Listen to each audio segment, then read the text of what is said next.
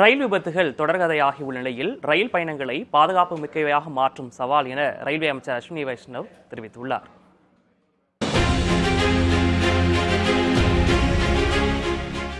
ஒடிஷா, ஆந்திரா, மேற்கு வங்கம் என ரயில் விபத்துகள் தொடர் நிகழ்வுகளாகியுள்ளன.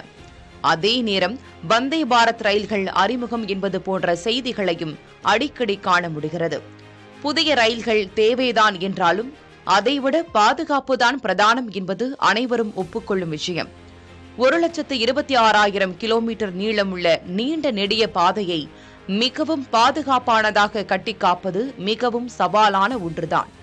இதற்கு மிகப்பெரிய அளவில் நிதி தேவைப்படுகிறது. குறிப்பாக ரயில் விபத்துகளை தவிர்க்க உதவும் கவச் தொழில்நுட்பத்தை 1 கிலோமீட்டர் தொலைவுக்கு அமைக்க 50 லட்சம் ரூபாய் தேவைப்படுவதாக தகவல்கள் உள்ளன.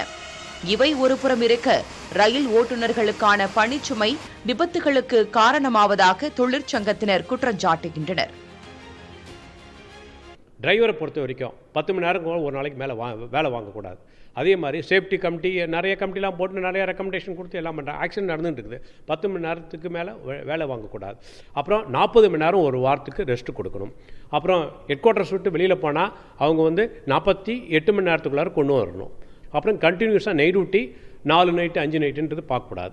இப்போ கண்டினியூஸாக 12 மணி நேரம் 16 மணி நேரம் 18 மணி நேரம் வேலை செய்கிறதுனால ஆக்சிடென்ட் நடக்குது.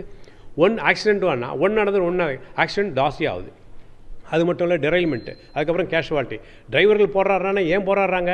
அவங்களுக்கு போராடல, மக்களுக்கோசரம் போராடுறாங்க.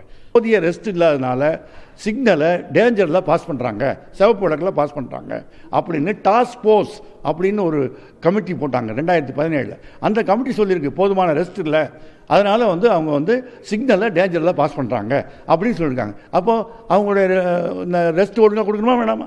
அடுத்தது பாருங்கள், 10 மணி நேரம், இந்த 16, 30, 46 மணி நேரம் ரெஸ்ட்டு.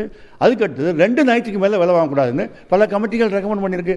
ஆனால் இவங்க என்ன பண்ணுறாங்க, நான் இப்போ ஒரு இதில் இன்னைக்கு நேற்றுக்கு பெங்காலில் நடந்த விபத்தில் 4 நைட்டு பார்த்துருக்காரு. ஒரு டெடிக்கேட்டட் ஃப்ரைட் காரிடாரில் ஜூன் 2ஆம் தேதி ஒரு ஆக்சிடென்ட் நடந்திருக்கு. அதில் 7 நைட்டு பார்த்துருக்காரு, 16 மணி நேரம் டியூட்டி பார்த்துருக்காரு. அப்போ இதெல்லாம் வயலேஷன் நடக்குது.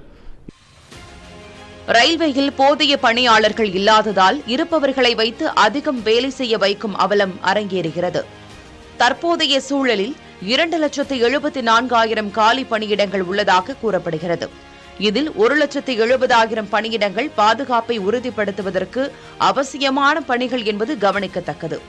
இந்த சூழலில் பணியாளர்களுக்கு பணி நேர வரம்பை உறுதிப்படுத்துவதுடன் சிக்னல் லிங்க் உள்ளிட்ட பாதுகாப்பு அம்சங்களுக்கு கூடுதலாக நிதி ஒதுக்க வேண்டும் என்ற கோரிக்கையும் இருக்கிறது. மேலும் ரயில்வே பட்ஜெட்டை கைவிட்டதும் அதன் மீதான கவனக்குறைவுக்கு ஒரு காரணமாகிவிட்டதாகவும் தொழிற்சங்கங்கள் தரப்பில் கூறப்படுகிறது. ரயில்கள் குறைந்த கட்டணத்தில் நிறைவான வசதிகளுடன் பயணத்திற்கு பாதை அமைக்கின்றன. இதை நம்பியே பயணிகள் பலரும் வருகின்றனர். இந்நிலையில் ரயில் பயணத்தை பாதுகாப்பானதாக மாற்றுவதே ரயில்வே அமைச்சகத்தின் தலையாய கடமையாக இருக்க வேண்டும்.